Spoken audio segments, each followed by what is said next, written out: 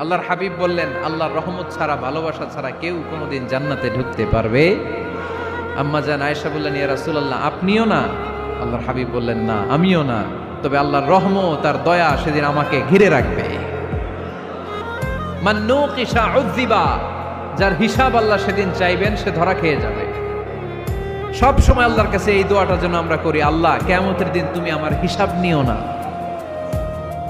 আল্লাহ তুমি আমার বিচার বসিও না, আল্লাহ তুমি দয়া করে আমারে মাফ করে দিও। আল্লাহ যার বিচার করবেন ও জাহান্নামে যাবে, আর যার বিচার করবেন না সে জান্নাতে যাবে।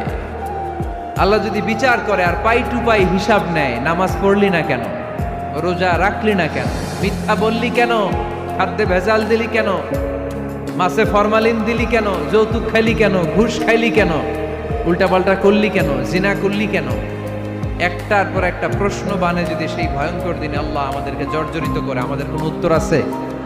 সেদিন আমাদের বাঁচার কোনো উপায় আছে? তাই আমরা সবাই আল্লাহর কাছে দোয়া করবো, আল্লাহ কোনো বিচার টিচার মানি না, কোনো বিচার করতে পারবো না, দয়া করবা। কথা কয় না?